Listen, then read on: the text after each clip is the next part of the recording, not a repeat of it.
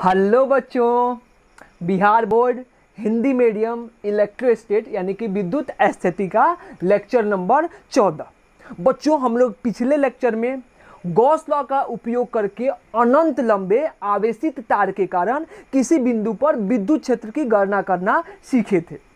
आज बच्चों हम लोग क्या करेंगे, देखो गॉस लॉ का बच्चों हम लोग को 3 गो एप्लीकेशन पढ़ना है, 3 एप्लीकेशन पढ़ना है। एक तार के कारण, एक किसके कारण बच्चों, एक चद्दर के कारण, अनंत लंबे आवेशित चद्दर के कारण। ठीक है, क्या निकालना है बच्चों, विद्युत क्षेत्र निकालना है। ठीक है, तो बच्चों हम लोग एक एक करके आज के लेक्चर में सिर्फ हम लोग चादर के कारण पढ़ेंगे विद्युत क्षेत्र की गणना। अगले लेक्चर में बच्चों हम लोग खोखले गोले के कारण करेंगे। ठीक है, तो अगला लेक्चर जब आएगा बच्चों, उसके बाद हम लोग का इलेक्ट्रोस्टेट विद्युत स्थितिकी खत्म हो जाएगा। उसके बाद हम लोग दूसरा चैप्टर कैपेसिटर स्टार्ट करेंगे। ठीक है सॉरी, ठीक है बच्चों, आज हम लोग क्या स्टार्ट करने वाले हैं, हम लोग क्या लिखेंगे, इलेक्ट्रिक फील्ड। पहले इंग्लिश में लिख देते हैं बच्चों, electric field due to uniformly charge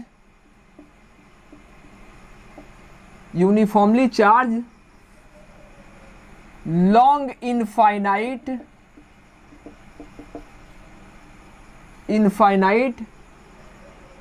electric field due to uniformly charged long infinite non conducting sheet। बच्चों ये लिखना जरूरी है, non conducting seat. Conducting seat के लिए अलग आंसर होता है। ठीक है बच्चों, तो ये क्या हुआ, ये हमारा टॉपिक हुआ। क्वेश्चन क्या आता है बच्चों, क्वेश्चन आता है कि गॉस लॉ का उपयोग कर अनंत लंबे एक समान आवेशित कुचालक चादर के लिए विद्युत क्षेत्र की गणना करें। ठीक है बच्चों, तो इसको हिंदी में लिख देते हैं। हिंदी में क्या लिखेंगे बच्चों, अनंत लंबे, चाहे लिखो एक समान आवेशित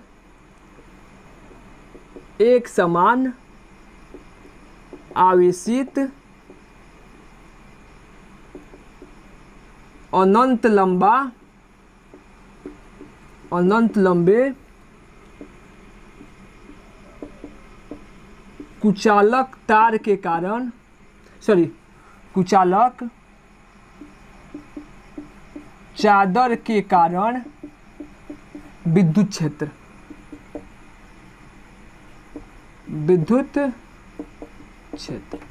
क्या बोला बच्चों, हमसे बोला है कि एक समान आवेशित अनंत लंबे कुचालक क्या चादर के कारण विद्युत क्षेत्र, कि विद्युत क्षेत्र क्या होता है। ठीक है बच्चों, लिखना शुरू करें। सबसे पहले क्या लिखते हैं बच्चों, लैंग्वेज लिखते हैं। देखो बच्चों, बनाने का तरीका वही है जैसे हम लोग अनंत लंबे किसके लिए बनाए थे, तार के लिए बनाए थे पिछले लेक्चर में। इसमें क्या होगा बच्चों, सेम टू सेम तरीका है कि किसके लिए निकालो, अनंत लंबे चादर के लिए निकालो। ठीक है, तो सबसे पहले क्या मान लेंगे बच्चों, कि मान लेंगे हमारे पास क्या है, मान लेंगे हमारे पास यहाँ पे एक अनंत लंबा एक समान रूप से आवेशित कुचालक चादर है। ऐसे अनंत लंबा है। ठीक है बच्चों, ये पूरा लंबा है, नीचे भी है ऊपर भी है, पूरा अनंत लंबा है। ठीक है बच्चों, ऐसे इसको थोड़ा सा ज़्यादा अच्छे से बनाना है तो ऐसे बना दो, बोल दिया जाएगा अनंत लंबा है। ऐसे थोड़ा सा टेढ़ा बना लो, ऐसे अनंत लंबा सा।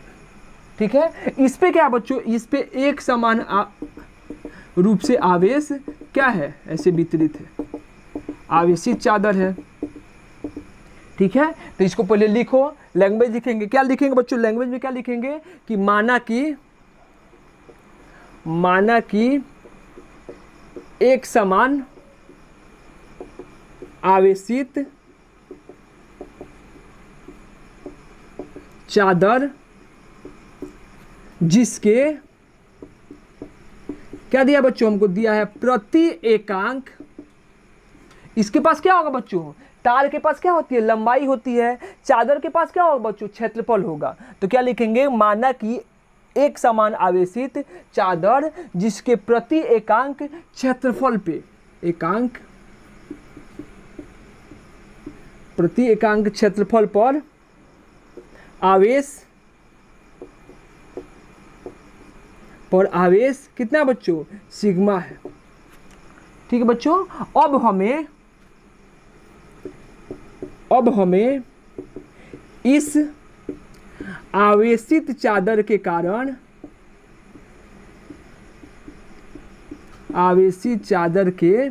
कारण किसी समान बिंदु P पर चादर से लिखो, चादर से r दूरी पर स्थित किसी समान बिंदु P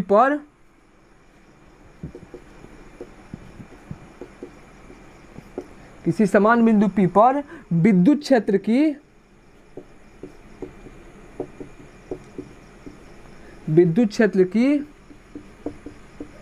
गणना करनी है। ठीक है बच्चों। यानी कि मान लो इस चादर से कितने दूरी पे बच्चों, यहाँ से इस चादर से r दूरी पे एक बिंदु है P, वहां पे क्या करना है बच्चों, वहां पे विद्युत क्षेत्र की गणना करनी है। ठीक है, किसका उपयोग करके बच्चों, गॉस के लॉ का उपयोग करके। तो बच्चों एक बात बार बार बोल रहे हैं, गांठ बांध करके याद कर लो या गांठ बांध करके रख लो। क्या बच्चों, कि जब कभी भी गॉस लॉ का उपयोग करके हमको विद्युत क्षेत्र निकालने के लिए आएगा तो हमको क्या करना है बच्चों, हमको विद्युत फ्लक्स का मान निकालना है। कितने तरीके से बच्चों, दो तरीके से। पहला तरीका क्या होगा बच्चों, पहला तरीका होगा कि जो गणितीय रूप होता है, गणितीय फॉर्मूला होता है फ्लक्स का, उसका उपयोग करके फ्लक्स लिखो। और दूसरा तरीका क्या है बच्चों, दूसरा तरीका है कि गॉस लॉ का उपयोग करके फ्लक्स लिखो। ठीक है बच्चों। और दोनों फ्लक्स को क्या कर दो, बराबर कर दो। जब दोनों फ्लक्स को बच्चों बराबर कर दोगे तो ऑटोमेटिक क्या होगा, विद्युत क्षेत्र का आंसर आ जाएगा। अब बच्चों क्या बात है कि ये समझ जाओ कि जब कभी भी हमारा गॉस लॉ लगता है, कब लगता है बच्चों, जब सतह क्या होता है, बंद होता है। अब बच्चों ये चादर है, ऐसे अनंत लंबा चादर, चादर समझते हो ना, चादर मतलब मान लो पेज, ऐसा ये मान लो हमारा पेज, ये चादर हो गया, अनंत लंबा चादर, ऐसे बहुत पतला सा चादर, ऐसे चादर है। क्लियर है बच्चों। तो ये चादर तो क्या होता है, खुला खुला होता है। ये चादर क्या होता है बच्चों, खुला होता है। हमको क्या चाहिए, बंद चाहिए सतह। तो क्या करना पड़ेगा बच्चों, गॉसियन सतह की कल्पना करनी होगी। और बार बार बोलते हैं बच्चों, गॉसियन सतह कौन सा सतह होता है, आप लोग याद कर लो कि गॉसियन सतह जब भी मानेंगे तो उस वस्तु के लिए जो विद्युत क्या होता है, समविभवी सतह होता है बच्चों, वही क्या होगा, यहाँ पे गॉसियन सतह की कल्पना करेंगे। तो याद करो बच्चों, चादर के लिए हम लोग समविभवी सतह क्या लिखे थे, अनंत लंबे। चादर के लिए समविभवी सतह क्या होता था बच्चों, चादर होता था या फिर क्या होता था, सिलेंडर होता था। तो बच्चों यहाँ पे सबसे आसान तरीका है क्या, मान लो कि ऐसे एक सिलेंडर मान लो, ऐसे एक सिलेंडर यहाँ से गुजरता हुआ ऐसे बाहर भी निकाल लो सिलेंडर, ये हो गया सिलेंडर। ठीक है, इसकी कुछ त्रिज्या मान लो। ठीक है बच्चों, समझ में आया कैसे सिलेंडर माने हैं। मान लो बच्चों कि हमारा चादर था, तो इस चादर को घेरता हुआ ऐसे सिलेंडर मान लिए, ऐसे दोनों साइड से। अब बच्चों है तो नहीं, ये चादर ऐसे टांग लो और इधर से सिलेंडर मान लो, इधर से और इधर से सिलेंडर। ठीक है, ये सिलेंडर क्या करेगा बच्चों, इतना जगह को तो घेर के रखेगा, बाकी सब जगह से मतलब है नहीं है। मान लो क्या है, इसका एरिया कितना है, इसका क्षेत्रफल सिलेंडर का कितना है, एस। ये सिलेंडर का ये वाला क्षेत्रफल कितना है, एस। तो एस क्षेत्रफल को क्या करेगा, ये वाला एस क्षेत्रफल को तो ये घेर के रखेगा। तो क्या लिखेंगे बच्चों कि अब हम क्या बोलेंगे बच्चों, अब हम चादर को घेरता हुआ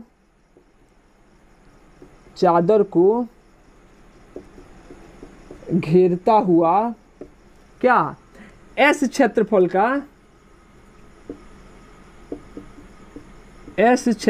का क्या बच्चों, बेलन। सिलेंडर का हिंदी क्या होता है बच्चों, बेलन। बेलन जिसको क्या बोलेंगे बच्चों, गॉसियन सतह। गॉसियन सतह, जो बेलन है बच्चों वो क्या है, गॉसियन सतह की कल्पना करते हैं,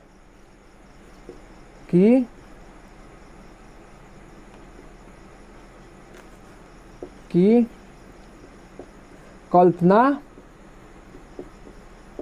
करते हैं। ठीक है बच्चों, तब क्या लिखेंगे, अतः गाउस के नियम के अनुसार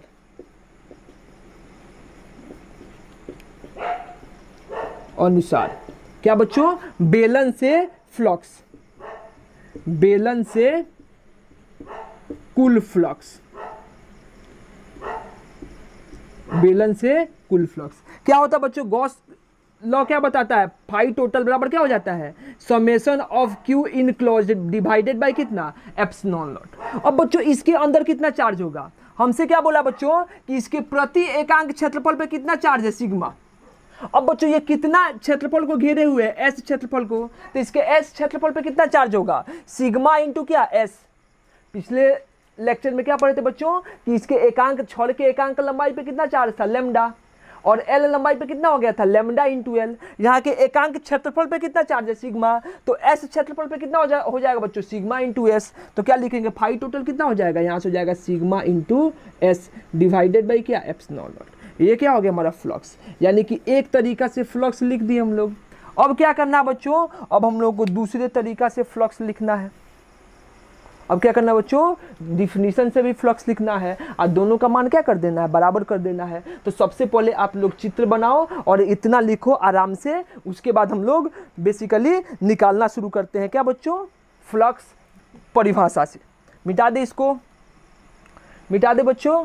चलो मिटा देते हैं इसको।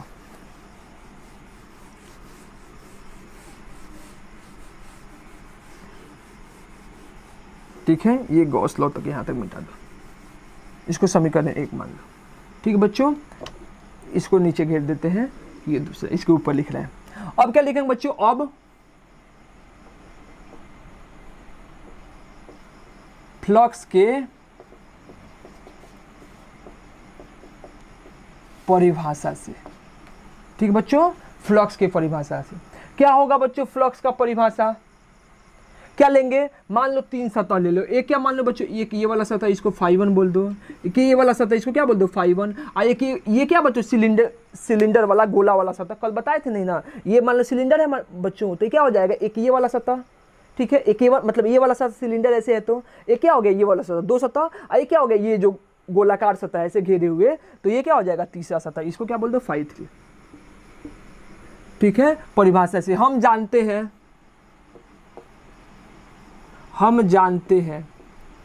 क्या जानते हैं बच्चों?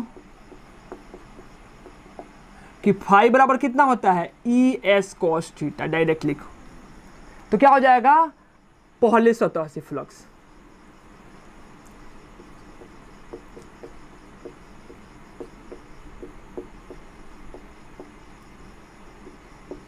पहले सतह से फ्लक्स क्या बोलेंगे? φ1 बराबर कितना हो जाएगा? E into D S.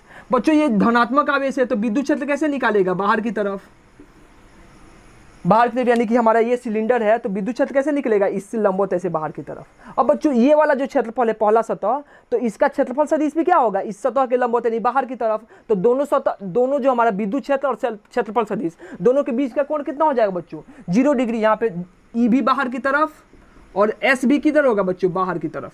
तो दोनों के बीच का कोण कितना हो जाएगा? 0 डिग्री। तो क्या लिखेंगे बच्चों? यहाँ से E इंटू एस इंटू क्या हो जाएगा? cos 0। यानी कि φ1 का मान कितना हो गया? φ1 का मान हो जाएगा E इंटू एस। इसी प्रकार φ2 का मान कितना हो जाएगा बच्चों? देखो इस सतह के लिए चादर हमारा क्या है?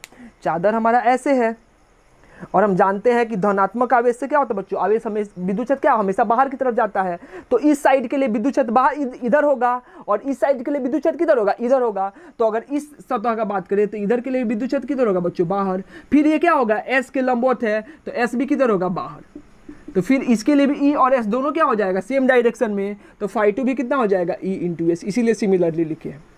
अब क्या लिखेंगे? अब φ3 कितना हो जाएगा? ई एस कितना? Cos theta.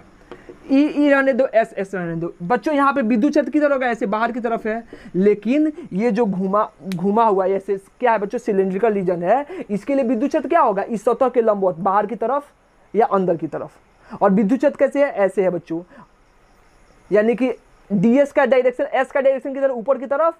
और इलेक्ट्रिक फील्ड किधर है? ऐसे है, हॉरिजॉन्टल की तरफ। तो दोनों के बीच का कोण कितना हो जाएगा बच्चों? 90 डिग्री। तो यहाँ पे क्या लिख देंगे? cos 90 degree. और cos 90 कितना हो जाता है बच्चों? 0। तो यहाँ से φ3 का मान कितना हो जाएगा? 0। ठीक है, अब क्या लिखे बच्चों? कुल फ्लक्स। कुल फ्लक्स,